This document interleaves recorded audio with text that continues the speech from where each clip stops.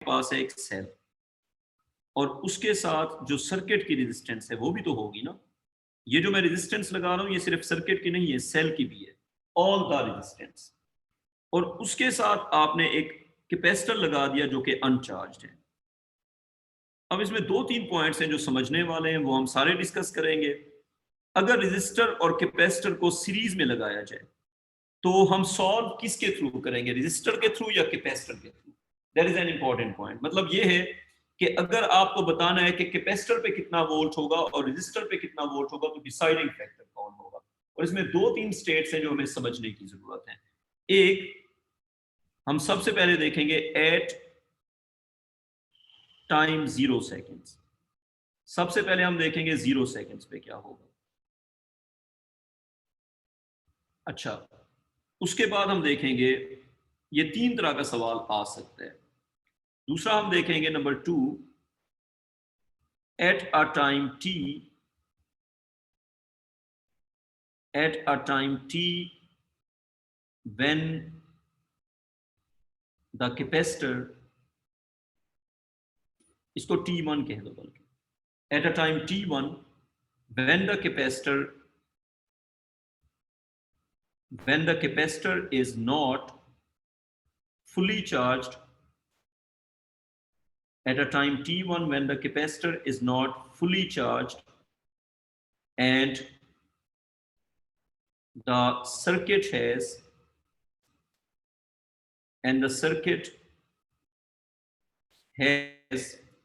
a current I। अगर capacitor की charging complete नहीं हुई तो सर्किट के अंदर करंट होगा। तीसरा पार्ट होगा एट अ टाइम t1 या t2, at a time t2 after the capacitor is fully charged. तो रियान, एग्जामिनर आपसे तीन जगहों पे सवाल पूछेगा। बताओ इनिशियली क्या होगा, बताओ उस टाइम पे क्या होगा जब कैपेसिटर की चार्जिंग तो फुल नहीं है लेकिन सर्किट के अंदर इतना करंट है। जब तक कैपेसिटर फुली चार्ज नहीं होगा सर्किट के अंदर करंट चलता रहेगा। जब कैपेसिटर फुली चार्ज हो जाएगा तब सर्किट का करंट 0 हो जाएगा। तो आपके इस पे तीन क्वेश्चन आ सकते हैं। पहला, बताओ 0 सेकंड पे क्या होगा। दूसरा, बताओ जब कैपेसिटर जो है वो फुली चार्ज नहीं हुआ, क्योंकि जब कैपेसिटर फुली चार्ज होगा तो कैपेसिटर का वोल्ट बैटरी के वोल्ट के इक्वल हो जाएगा। कैपेसिटर होता है, जिस तरह आप A1 में पढ़ते थे, two parallel plates with insulator in between, उसी को हम कैपेसिटर कहते हैं। ना ना, हाँ, ट्यूबलाइट में भी होता है। ट्यूबलाइट में वो जो गोल सी चीज है सिलेंड्रिकल, उसी को कैपेसिटर कहते हैं। तो कैपेसिटर तुम्हारे लिए A1 में जो तुमने पढ़ा था ना पैरेलल प्लेट्स, वो कैपेसिटर था, दो conductors with insulator in between. ठीक है, कैपेसिटर एक इलेक्ट्रिकल कंपोनेंट होता है अभी के लिए, और वो कैसे वर्क करता है, उसके इन बिटवीन गैप होता है और वो ऑपरेट करता है इलेक्ट्रोस्टैटिक इंडक्शन पे। तुम्हें आज वाला समझ आ जाएगा, उसकी टेंशन ना। अगर हम एक कैपेसिटर को रेजिस्टर के साथ चलाते हैं सीरीज में तो उसकी चार्जिंग कैसे होगी? तीन तरह का सवाल हो सकता है। टाइम 0 पे क्या होगा, इन बिटवीन क्या होगा, और चार्जिंग फुल होने के बाद क्या होगा। ये तीन सवाल आ सकते हैं। At a time t2 after the capacitor is fully charged। ये है जी तीन बातें जो एग्जामिनर आपसे पूछ सकता है। लिख दिया?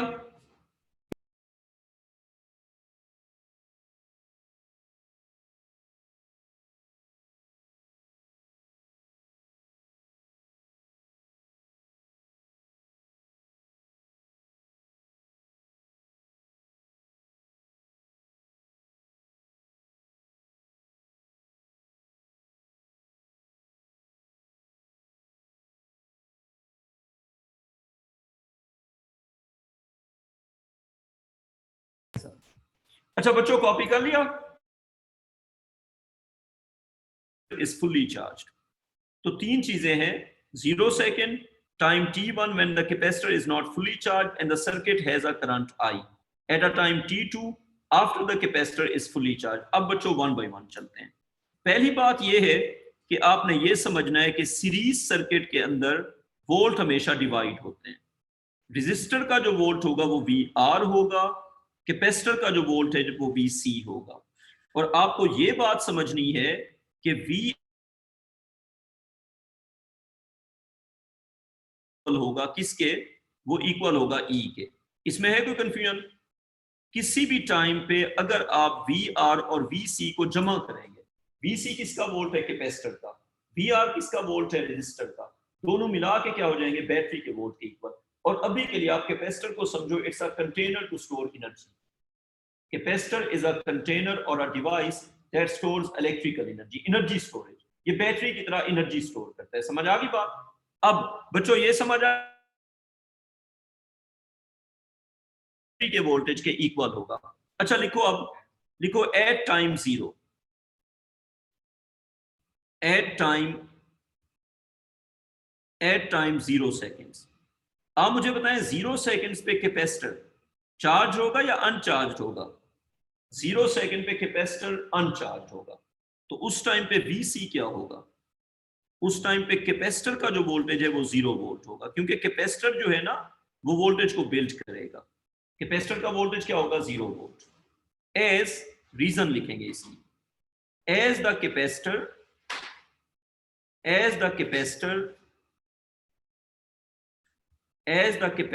इज अनचार्ज।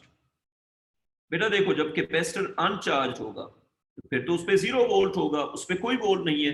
अब मुझे ये बताओ, अगर कैपेसिटर पे है 0 वोल्ट तो बैटरी का वोल्ट किधर जाएगा? फिर जल्दी से बताएं। अगर कैपेसिटर पे 0 वोल्ट होगा तो उस टाइम पे VR हो जाएगा E के equal. And you have to understand that 0 second पे कैपेसिटर का वोल्ट 0 और रेजिस्टर का वोल्ट बैटरी के वोल्ट के इक्वल। ये बात क्लियर? अच्छा, उसके बाद करंट की बात करते हैं। At any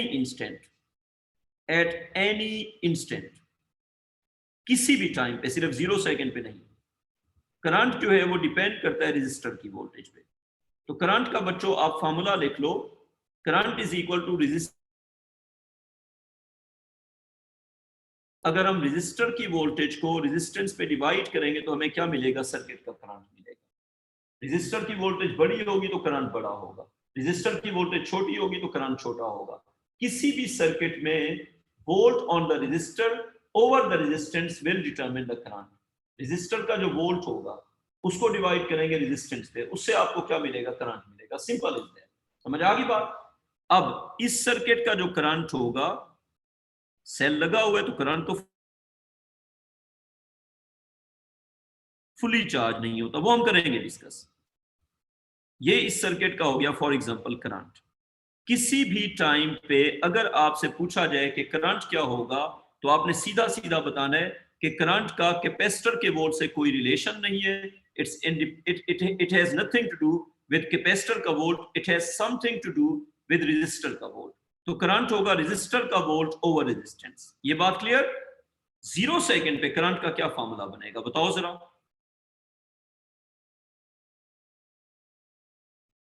0 second current is equal to E over R। बताओ क्यों? क्योंकि कैपेसिटर का 0 है। हाँ, क्योंकि 0 सेकेंड पे सबका सब वोल्ट रजिस्टर पे आ रहा है, और मुझे लगता है ये सबसे बड़ा करंट होगा। ये क्या होगा? सबसे बड़ा करंट होगा। देखो 0 सेकेंड में जब कैपेसिटर पे कोई वोल्ट नहीं है, उस वक्त सबका सब वोल्ट आ रहा है रजिस्टर पे, तो उस टाइम पे आपको सबसे बड़ा करंट मिलेगा। दैट इज द टाइम जब आपको सबसे बड़ा करंट मिलेगा। अब with the passage of time क्या होगा? लिखो, with the passage of time, with the passage of time, जो समझने वाली बात है, with the passage of time आप बताएं कैपेसिटर का वोल्ट बढ़ेगा या कम होगा? कैपेसिटर का वोल्ट बढ़ेगा। VC विल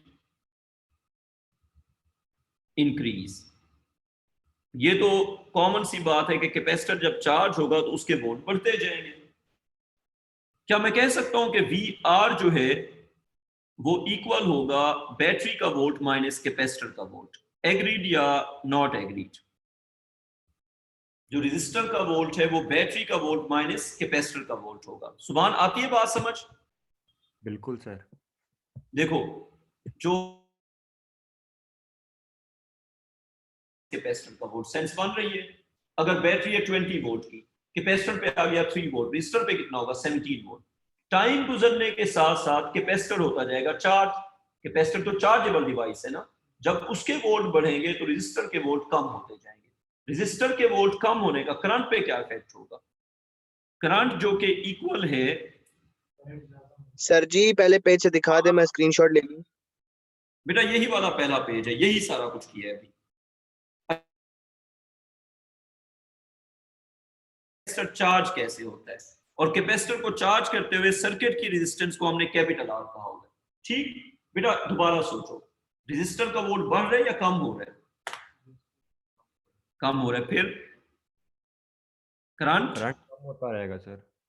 करंट कम होगा। ये हो गया E minus V C over capital R. अब जैसे जैसे वी सी बढ़ता जाएगा, वीसी के बढ़ने से भाईजान वी आर होगा कम। वीसी के बढ़ने से वी आर क्या होगा? कम होगा। सर ये शुरू से समझा दे, मुझे नहीं समझ आ रही। नजर मेरी बात सुनो, बैटरी के साथ लगा हुआ है रजिस्टर और कैपेसिटर। अब बैटरी के हैं अगर 20 वोल्ट और रजिस्टर पे है 3 वोल्ट, तो कैपेसिटर पे होंगे 17 वोल्ट। अब शुरू में बेसिकली ये हो रहा है, रजिस्टर का वोल्ट प्लस कैपेसिटर का volt is equal to battery का वोल्ट। ये देखो, अगर बैटरी है 20 वोल्ट और रजिस्टर पे होगा सब का सब 20 वोल्ट। नजर ये बात समझ आ गई? जी सर। अच्छा, जब टाइम गुजरेगा तो रजिस्टर पे कैपेसिटर पे वोल्ट आते जाएंगे। जिस टाइम पे कैपेसिटर पे आ जाएगा 3 वोल्ट, रजिस्टर पे कितना हो जाएगा 17 वोल्ट। थोड़ा सा टाइम और गुजरा, कैपेसिटर पे आ जाएगा उस वक्त 6 वोल्ट। बताओ रजिस्टर पे कितना होगा 14 वोल्ट। थोड़ा सा टाइम और गुजरा, कैपेसिटर पे आ गया 10 वोल्ट, रजिस्टर पे कितना होगा 10 वोल्ट। तो नजर मैं ये कह रहा हूं, जैसे जैसे कैपेसिटर का वोल्ट बढ़ता जाएगा रजिस्टर का वोल्ट कम होता जाएगा। और जो करंट होता है वो डिपेंड करता है, करंट का ये फॉर्मूला होता है, current is equal to register की वोल्टेज ओवर रेजिस्टेंस। आसान जबान में जो रजिस्टर की वोल्टेज होती है वो करंट में कन्वर्ट होती है। रजिस्टर की वोल्टेज बढ़ेगी करंट बढ़ेगा, रजिस्टर की वोल्टेज कम होगी करंट कम होगा, जनरल प्रिंसिपल। अब जब कैपेसिटर बढ़ने से, ये मैं ये कर रहा हूं, कैपेसिटर का वोल्ट बढ़ने से रजिस्टर का वोल्ट कम होता जाएगा। नजर देखो, ये फार्मूला ये लिखा हुआ है कि अगर हम बैटरी के वोल्ट में से कैपेसिटर का वोल्ट सब्ट्रैक्ट कर दें, अगर हम बैटरी के वोल्ट में से कैपेसिटर का वोल्ट सब्ट्रैक्ट कर दें तो हमें किसका वोल्ट मिलेगा? रजिस्टर का वोल्ट। कॉमन सेंस बन रही है इसकी? नजर जी सर, एक सवाल है, कल आपने बताया था कि जब हम रेजिस्टर को चार्ज कर रहे थे कैपेसिटर से तो हमने पैरेलल में लगाया हुआ था, यहाँ पे हमने सीरीज में लगाया हुआ है बैटरी के साथ। कैपेसिटर के साथ रजिस्टर लगाते हैं, जब चार्जिंग करते हैं फिर बैटरी लगाते हैं। बेटा यहाँ पे चार्जिंग कर रहे हैं, जब कैपेसिटर की चार्जिंग करते हैं तो कैपेसिटर के साथ एक रजिस्टर लगा होता है। जैसे जैसे कैपेसिटर जो है वो चार्ज होता है, उसके वोल्ट बढ़ने से रजिस्टर के वोल्ट कम होते जाते हैं, रजिस्टर के वोल्ट कम होने से करंट कम होता है। अब तुम बताओ इसमें क्या मसला है? हाँ जी नजर। कोई सर जी कोई मसला नहीं है, ठीक। अब हम यूं लिख सेंटेंसेस का, as the capacitor is charged। अब ये बात अच्छी तरह समझनी है, as the capacitor is charged VC increases, सही बात है, and VR decreases। रियान इसमें है कोई confusion? VR decreases and VR decreases, hence अब तो VR के डिक्रीज होने का करंट पे क्या इफेक्ट होगा? Hence current in the circuit, लिख लो, hence current in the circuit, hence current in the circuit will also decrease। लेकिन यहां पे अब एक मसला है, वो मैं आपको समझाता हूं क्या है। इसके आते हैं ग्राफ्स एग्जाम में, और ग्राफ्स में जो मसला होता है वो ये होता है कि आपको इंक्रीज डिक्रीज तो पता चल गया, लेकिन यूनिफॉर्म होगा, इंक्रीजिंग रेट पे होगा, डिक्रीजिंग रेट पे होगा, ये भी तो देखना पड़ेगा ना। उसके लिए आप इस पे आ जाएं। अच्छा, यहां तक कोई कंफ्यूजन है? मुझे ये बताओ। हमने ये सीखा कि जब कैपेसिटर को चार्ज करेंगे तो कैपेसिटर के वोल्ट बढ़ते जाएंगे, कैपेसिटर के वोल्ट बढ़ने से रेजिस्टर के वोल्ट कम होते जाएंगे। अब हम ये देखते हैं कि कैपेसिटर का जो वोल्ट बढ़ेगा वो इंक्रीजिंग रेट पे बढ़ेगा, यूनिफॉर्म रेट पे बढ़ेगा, या डिक्रीजिंग रेट पे बढ़ेगा। वोल्ट तो बढ़ रहा है, लेकिन वोल्ट का जो इंक्रीज है वो किस ट्रेंड के साथ हो रहा है, इसका ट्रेंड भी हमने समझना है। अब मुझे ये बताएं, कैपेसिटर का हमने एक फार्मूला सीखा था, वो था charge is equal to capacitance into voltage. आसान जबान में, अगर हम वोल्टेज को मल्टीप्लाई करते हैं किसी कैपेसिटर की कैपेसिटेंस के साथ, जिस तरह रेजिस्टर की होती है रेजिस्टेंस, आसान जबान में, बर्तन कितना खुला है। कैपेसिटेंस का मतलब होता है कि कैपेसिटर को आप एक गिलास की तरह सोचो, उसकी जो विड्थ होती है वो उसकी कैपेसिटेंस होती है। फॉर एग्जांपल, अगर मैं कैपेसिटर को दिमाग में गिलास या सिलेंडर की तरह सोचता हूं, तो मेरे पास अगर ये दो कैपेसिटर्स हैं, तो इनमें से पता है बड़ा कैपेसिटर कौन सा होगा?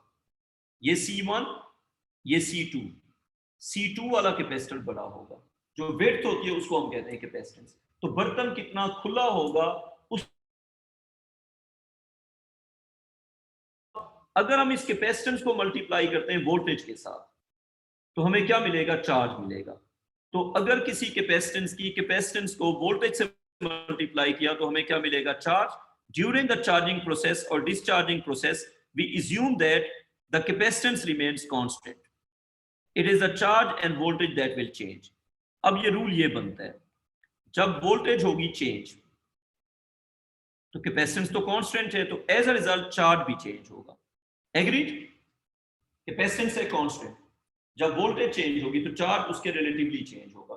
जैसे अगर वन वैल्यू का कैपेसिटर है, यूनिट को छोड़ दो, उसकी वोल्ट चेंज होती है 1, तो चार्ज भी 1 चेंज होगा। अगर 2 वैल्यू का कैपेसिटर है, C2 है, तो वोल्ट जब 1 चेंज होगा तो उसका चार्ज 2 चेंज होगा। बेटा आसान जबान में, अगर कैपेसिटर का यूनिट जो है C, अगर C है 2 के इक्वल, तो जब डेल्टा V होगा 1 वोल्ट, तो Q होगा 2 कूलम। समझ आ रही है बात? अगर आप इन दोनों को मल्टीप्लाई करेंगे तो आपको चार्ज मिलेगा। तो वोल्ट का change into capacitance will give you charge का चेंज।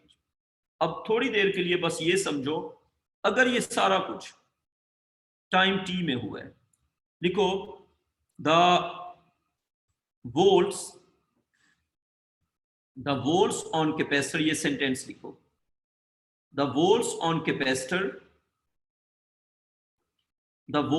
कैपेसिटर चेंज बाय या इंक्रीज बाय, क्योंकि इंक्रीज होगा ना, increase, the volts on capacitor increase by delta V in time delta t। ये बात समझो जरा, the volts on capacitor increase by delta V in time delta t। तो charge कितना इंक्रीज होगा?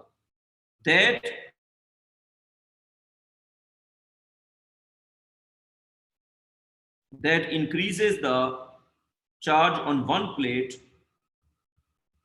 चार्ज जब भी लिखा करो ऑन वन प्लेट लाजमी लिखा करो, ये मैं बाद में बताऊंगा क्यों।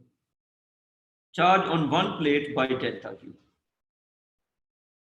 तो कैपेसिटर की जो प्लेट्स हैं उस पे जो चार्ज का चेंज होगा वो डेल्टा क्यू होगा। बच्चों ये बताओ, अगर मैं इस इक्वेशन को डेल्टा टी पे डिवाइड कर दूं दोनों साइड्स पे, ये देखो delta Q is equal to C, अगर मैं टाइम से डिवाइड कर दूं दोनों साइड्स को, जरा सोच के बताओ, delta Q over delta T किसके इक्वल होगा? Delta over delta T current होगा, delta Q over delta T current होगा, rate of flow of charge. तो क्या मैं ये कह सकता हूं कि current is equal to C times delta V over delta T? ये सारी खप मैं क्यों डाल रहा हूं? मुझे चार्जिंग का रेट देखना है। अगर मैं delta V over delta T को सब्जेक्ट बना दूं, क्या बन जाएगा? ये बन जाएगा I ओवर C। अब मेरी बात सुनो, ये तो मैथमेटिकल डेरिवेशन थी, फिजिकली समझते हैं। जितना बड़ा बर्तन होगा उसको भरने में ज्यादा टाइम लगेगा, इसीलिए सी डिनोमिनेटर में। सी का मतलब है कितना बड़ा बर्तन है। जल्दी कौन भरेगा, बड़ा बड़ा बर्तन या छोटा बर्तन? बड़ा बर्तन देर से भरेगा, इसीलिए हमने ये लिखा हुआ है कि सी जो है वो डिनोमिनेटर में। फर्ज करें अगर ये जो फॉर्मूला है इसको अगर हम फिजिकली अंडरस्टैंड करते हैं, ये फॉर्मूला फिजिकली इस तरह चल रहा है कि करंट है अमाउंट ऑफ फ्लो। करंट क्या है? Amount of flow. अगर आप दो बर्तन लेते हैं, दो कैपेसिटर लेते हैं, एक है जी छोटा कैपेसिटर और एक है जी बड़ा कैपेसिटर, और दोनों को सेम करंट प्रोवाइड करते हैं, करंट ऊपर से फ्लो है। Sir rate of flow capacitor से इनवर्सली प्रोपोर्शनल नहीं? एक सेकंड, सिर्फ एक सेकंड, मैं जो बात बता रहा हूं पहले वो देख लो। इन दोनों का करंट सेम है। करंट क्या है? जो अमाउंट आ रही है, ठीक। अब मुझे बताओ इन दोनों के जो लेवल का चेंज है गिवन टाइम में, इसका लेवल फर्ज करो इस जगह पे है, इसका लेवल इस जगह पे, इसका लेवल कहां पे होगा? उतने टाइम में यहां पे होगा। एग्री करते हो इस बात से? ये जो लेवल का चेंज है ये डेल्टा वी है। ये लेवल का चेंज क्या है? Delta we. अब कैपेसिटर कौन सा बड़ा है? ये है C1, ये है C2। C2 बड़ा कैपेसिटर है। इससे ये पता चला कि जो बड़ा कैपेसिटर होगा उसका डेल्टा वी जो है वो कम होगा। एज अ रिजल्ट इसका जो delta V over delta T होगा और इसका जो delta V over delta T होगा ये जो है ये बड़ा होगा। छोटा कैपेसिटर जो है उसके वोल्ट जल्दी राइज करेंगे। जितना छोटा कैपेसिटर होगा फॉर अ गिवन करंट, छोटा कैपेसिटर जो है उसके वोल्ट पर सेकंड ज्यादा होंगे, उसका वोल्ट जल्दी बिल्ड होगा। ये यही बता रहे हैं आसान जबान में। बड़ा बर्तन जो है उसका लेवल देर से राइज करेगा, छोटे बर्तन का लेवल जल्दी राइज करेगा। तो ये फॉर्मूला हमें ये बता रहा है कि delta V over delta T is equal to I over C. जितना बड़ा कैपेसिटर होगा उतना वो वोल्ट देर से गेन करेगा, उसके वोल्ट पर सेकंड कम होंगे, वो उसको वोल्ट गेन करने में ज्यादा टाइम लगेगा। बच्चों ये बात समझ आ गई कि जो बड़ा कैपेसिटर होगा, इसीलिए सी डिनोमिनेटर में, तो बड़े कैपेसिटर का जो चार्जिंग होगा वो स्लो रेट पे होगा, जो कि क्वाइट अंडरस्टैंडेबल है। समझ आ गई बात? उसको भरने के लिए आपको ज्यादा टाइम चाहिए। अच्छा, अब दूसरी बात, करंट का इफेक्ट। अगर आप ज्यादा बड़ा करंट फ्लो करवाएंगे, फर्ज करें एक जैसे कैपेसिटर से, देखें जब आप आई का इफेक्ट देखेंगे तो सी सेम, जब आप सी का इफेक्ट देखेंगे तो आई सेम, वहां पे आई सेम रखा हुआ है। इसको आपने लो करंट दिया हुआ है, इसको आपने अन्ना किस्म का करंट दिया हुआ है। समझ आ गई बात? फर्ज करें इसका करंट है आई, इसका करंट है 5i, कौन जल्दी भरेगा? तो जहरी सी बात है, करंट जितना बड़ा होगा उतना लेवल जल्दी राइज करेगा। तो फिजिकल अंडरस्टैंडिंग में फ्लो को बढ़ाने से फिलिंग का रेट बढ़ जाता है। कोई चीज कितनी जल्दी फिल होगी इट डिपेंड्स ऑन कि कितना फास्टर फ्लो हो रहा है और कितना बड़ा बर्तन है। बड़ा बर्तन होगा भरने में ज्यादा टाइम लगेगा, करंट ज्यादा होगा तो जल्दी भरेगा। तो ये फार्मूला आपको ये बता रहा है। तो delta V over delta T is equal to I over C is physically understandable. अब एक सेकेंड के लिए रुक जाओ। Rate of change of volt on the capacitor, ये कैपेसिटर का फार्मूला है। ये किसका फार्मूला है? कैपेसिटर का। कैपेसिटर का जो रेट ऑफ चेंज है वोल्ट का, वो डिपेंड करता है करंट पे और कैपेसिटेंस पे। जब हम कैपेसिटर को चार्ज करेंगे तो with the passage of time current कम होता जा रहा है। करंट के कम होने से सी कांस्टेंट, करंट कम हो रहा है। आप बताओ करंट के कम होने से rate of charging decreasing rate पे होगा। तो कैपेसिटर का जो वोल्ट है वो बढ़ेगा, लेकिन किस पे बढ़ेगा? डिक्रीजिंग रेट पे। क्यों होगा डिक्रीजिंग रेट? क्योंकि rate of change of volt depend कर रहा है कैपेसिटर पे और करंट पे। कैपेसिटेंस रहेगी कांस्टेंट। कैपेसिटेंस क्या रहेगी? कांस्टेंट, वही capacitor. With the passage of time जब रेजिस्टर का वोल्ट कम होता जाएगा तो करंट कम होता जाएगा। करंट के कम होने से वोल्ट। बच्चों अब ये होगा, अगर आपसे पूछा जाए, पूरी बात समझ के फिर आप सवाल पूछेंगे, कैपेसिटर का जो वोल्ट है टाइम के साथ वो किस तरह से चेंज होगा। इस ग्राफ को फिजिकली आपको एक्सप्लेन करना होता है। कैपेसिटर को हम चार्ज कर रहे हैं, टाइम के साथ इसका वोल्ट कैसे राइज करेगा? बेटा इसका वोल्ट राइज करेगा डिक्रीजिंग रेट पे, और इसकी एक्सप्लेनेशन हमने बतानी होती है कि why the rate is decreasing. और कैपेसिटर जो है उसका जो मैक्सिमम वोल्ट जाता है वो जाता है बैटरी के वोल्ट के इक्वल। कैपेसिटर जब फुली चार्ज हो जाएगा तो उसका जो वोल्ट है वो किसके इक्वल हो जाएगा? बैटरी के वोल्ट के इक्वल। और आपने बताना ये होता है कि इसका रेट डिक्रीजिंग क्यों है। तो इस ग्राफ का जो ग्रेडियंट होगा वो क्या होगा बेटा? इस ग्राफ का जो स्लोप होगा या इस ग्राफ का जो ग्रेडियंट होगा, आप खुद देखें वो किसके इक्वल होगा। बेटा इस ग्राफ का जो ग्रेडियंट या स्लोप है वो इक्वल होगा delta V over delta T के। सही बात हो गई। Delta Y over delta X, delta V over delta T. Delta V over delta T किस पे डिपेंड कर रहे हैं? वो डिपेंड कर रहे हैं जी किस पे? दो फैक्टर्स पे, करंट पे और कैपेसिटेंस पे। बड़ा कैपेसिटर स्लोली चार्ज होगा, जितना ज्यादा करंट होगा उतना फास्ट चार्जिंग होगी, लेकिन during the charging process see क्या रहेगा? सीधा हिसाब, delta V over delta T has a direct proportion with the current. और हमने इससे पहले सीखा था शुरू में कि with the passage of time current कम हो रहा है। हमने सीखा था ना ये। सुभान देखो, शुरू में हमने क्या सीखा था कि टाइम के गुजरने के साथ साथ देखो कैपेसिटर का वोल्ट बढ़ने से रेजिस्टर का वोल्ट कम होगा, जिससे करंट कम होगा, और करंट जो है वो वोल्टेज के राइज के रेट को कम करता जाएगा। असल में चार्जेस की वजह से कैपेसिटर फिल हो रहा है, लेकिन प्रॉब्लम ये आ रहा है कि जो ही कैपेसिटर का वोल्ट, जैसे जैसे कैपेसिटर का वोल्ट बढ़ता जाएगा, रेजिस्टर का वोल्ट कम होने से करंट कम होता जाएगा। आप फिर बता देंगे नजर क्या कह रहे हैं आप? सर? ये बात थोड़ी कट गई थी आपके इंटरनेट की वजह से, फिर से शुरू से हाँ, करेंगे ये ग्राफ बनाने के बाद। बताऊंगा नहीं, ये मैं लिखवाऊंगा भी, इसको लिखते भी हैं। इसको हम यूं लिखेंगे कि विद द इंक्रीज, ये हमने पहले भी बात लिखी है, with the increase of VC,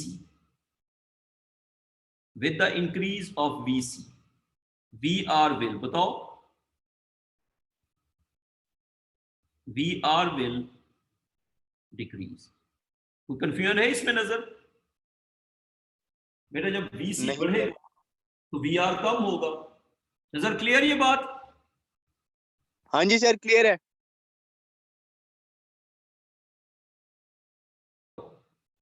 current, current will, current का फॉर्मूला सीखा हुआ है हमने, क्या था formula? VR over R। Current का फॉर्मूला क्या था? VR over R। Current will decrease, current will increase. रुक तो जाओ ना। As current depends on the resistor का वोल्ट। बेटा करंट डिपेंड करता है रेजिस्टर के वोल्ट पे। अब आप खुद सोचें, जब कैपेसिटर का वोल्ट बढ़ रहा है तो रेजिस्टर का वोल्ट हो रहा है कम, तो करंट डिपेंड करता है रेजिस्टर के वोल्ट पे। रेजिस्टर पे बड़ा वोल्ट बड़ा करंट, रेजिस्टर पे छोटा वोल्ट छोटा करंट। अब यहां तक है बात क्लियर? नजर, लेकिन sir V equals I R, जो आपने फॉर्मूला लिखा है I equals V over R, R कम होगा तो I बढ़ेगा ना? बेटा आर ना कम हो रहा है ना ज्यादा हो रहा है, आर को तो कुछ भी नहीं हो रहा, वोल्ट उसका अच्छा, कम हो VR बढ़ रहा है। ठीक है ठीक है ठीक है। रहा है। बैटरी का वोल्ट आ रहा है कैपेसिटर और रेजिस्टर पे, ठीक है। जैसे जैसे कैपेसिटर का वोल्ट बढ़ता जाएगा, रेजिस्टर का वोल्ट ऑटोमेटिकली कम होता जाएगा। अगर फर्ज करो आप दो भाई हैं, आपके भाई को ज्यादा पैसे मिलेंगे तो आपको कम मिलेंगे ना। कॉमन सेंस की बात है, जब प्रॉपर्टी का डिवीजन होगा। बेटा सीरीज सर्किट है। अच्छा, अब ये बात समझ आ गई, करंट जो है वो क्या हो रहा है? कम हो रहा है। अब करंट के कम होने से जो रेट है इसका, delta V over delta T लिखो, delta V over delta T VC will increase at a decreasing rate, at a decreasing rate। अब ये समझ आ गई कि रेट डिक्रीज क्यों हो रहा है? क्योंकि रेट करंट डिपेंडेंट है। VC will increase at a decreasing rate as the current is also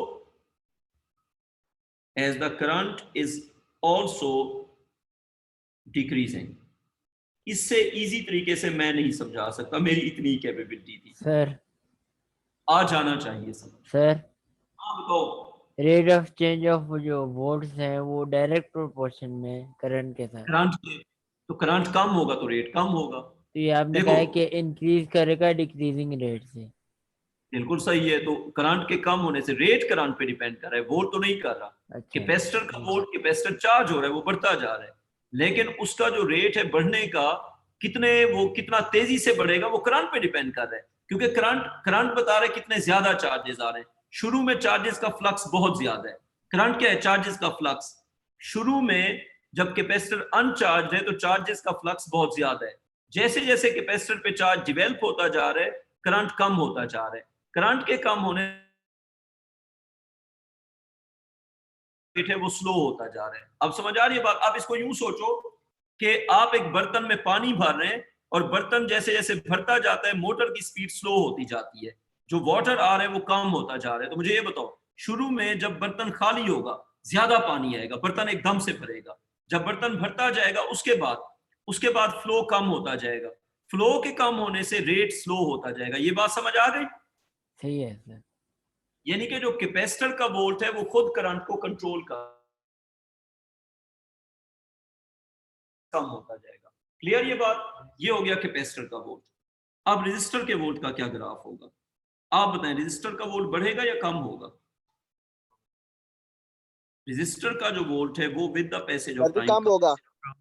अच्छा, एक बात याद रखना, जब भी किसी दो क्वांटिटीज का सम कांस्टेंट हो, क्या वी आर और वी सी का सम कांस्टेंट है या नहीं है? जब भी किसी दो क्वांटिटीज का सम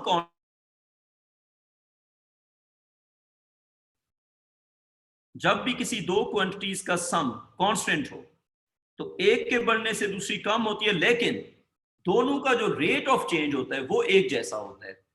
अगर एक बढ़ेगी डिक्रीजिंग रेट पे तो दूसरी कम भी होगी डिक्रीजिंग रेट पे। मतलब ये है कि अगर किसी दो क्वांटिटीज का सम कांस्टेंट होगा तो एक का ग्राफ अगर डिक्रीजिंग रेट पे होगा, दूसरे का ग्राफ भी डिक्रीजिंग रेट पे होगा, क्योंकि वीसी कम होगा तो वी आर बढ़ेगा।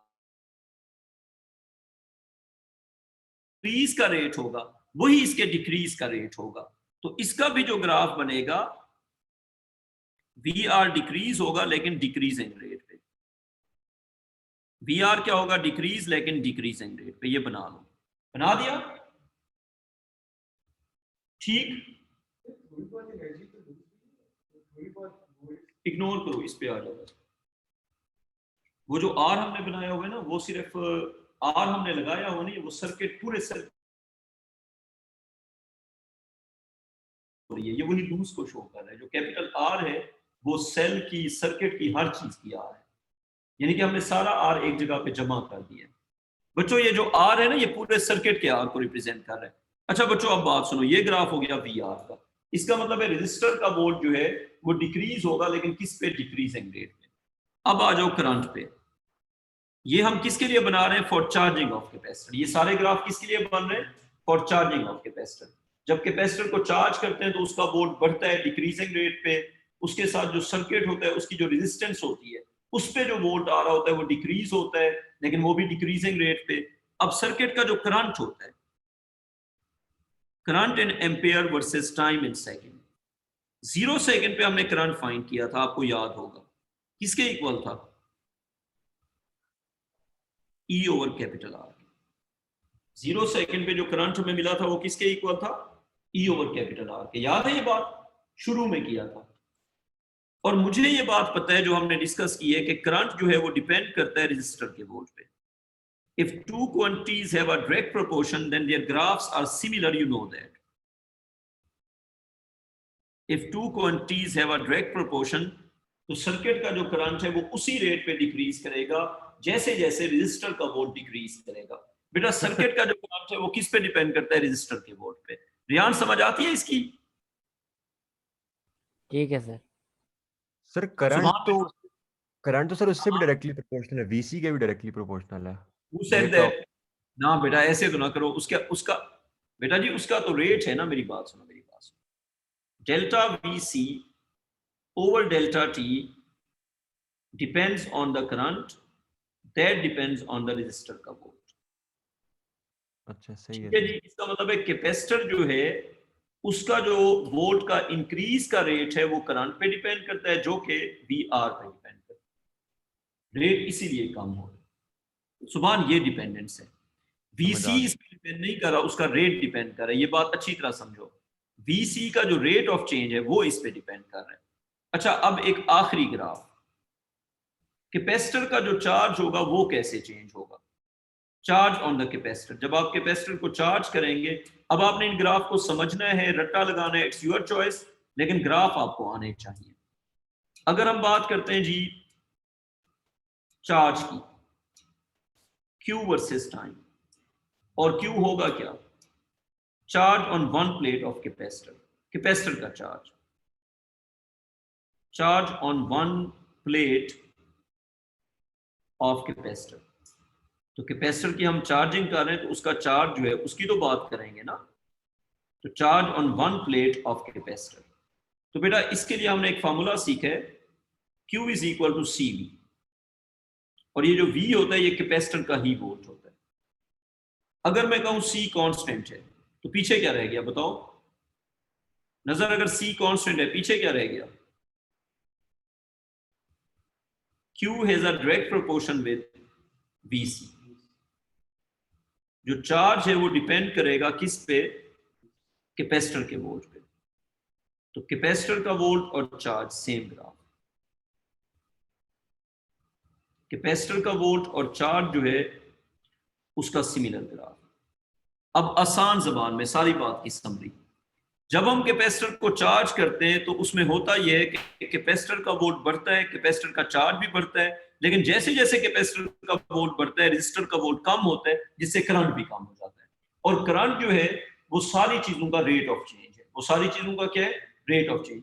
सारे ग्राफ डिक्रीजिंग रेट पे क्यों जा रहे हैं, क्योंकि करंट कम हो रहा है।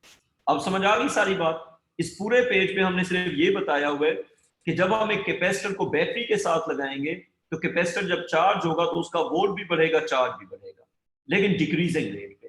रेट डिक्रीजिंग क्यों होगा, क्योंकि जैसे जैसे कैपेसिटर का वोल्ट बढ़ता जाएगा रेजिस्टर का जो वोल्ट है वो कम होता जाएगा, उसके कम होने से करंट कम होगा, करंट के कम होने से रेट्स कम हो रहे हैं। अच्छा बच्चों, इससे रिलेटेड एक कॉन्सेप्ट है जो मैंने आपसे पूछना है और वो बड़ा इंपॉर्टेंट कॉन्सेप्ट है, उसकी आपको लाजमी समझ होनी चाहिए। अगले पेज में मैंने एक जनरल क्वेश्चन पूछना है जिसकी आपको समझ होना बहुत जरूरी है। एक एग्जांपल है जिसके आप आंसर्स लिखेंगे, 1 मिनट का सवाल है। लिखें, ये मैंने A1 में बच्चों को समझाया था, लेकिन मुझे नहीं पता कि आप लोगों में से किस किस ने A1 मेरे साथ पढ़ा हुआ है। x plus y is equal to 3, ये आपको क्यों माने, x जो है टाइम के साथ उसका ये ग्राफ, ये वैल्यू 3 है। एक तो मुझे आपने बना के देना है y का ग्राफ टाइम के साथ, ये बड़ा इंपॉर्टेंट कॉन्सेप्ट है, और एक आपने मुझे बना के देना है x का ग्राफ y के साथ। और इस कॉन्सेप्ट को समझने के बाद आप मुझे VR का ग्राफ बना के देंगे VC के साथ। इस कॉन्सेप्ट को समझने के बाद आप VR और VC का आपस का ग्राफ भी बना सकते हैं।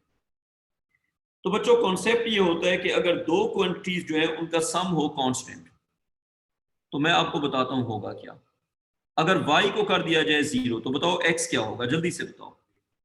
y को 0 करेंगे तो x हो जाएगा 3, वेरी गुड। x को 0 करेंगे y क्या हो जाएगा 3। स्ट्रेट लाइन से ज्वाइन कर दो। जब भी दो क्वांटिटीज का सम, अब मैं इसको यूं भी एक्सप्लेन कर सकता हूं, y is equal to -x plus 3, compare it to y is equal to mx plus c। Sir ये आपने जो ग्राफ बनाया है ये आपने उल्टा बनाया? बेटा मैंने उल्टा नहीं बनाया, 1 सेकेंड आपको मैं समझा देता हूं फिर से, नहीं अब सर, अच्छी तरह समझ। वाई आपने दिमाग x खोल के बैठ जाओ, दिमाग खोल के बैठ जाओ, अभी रुक जाओ।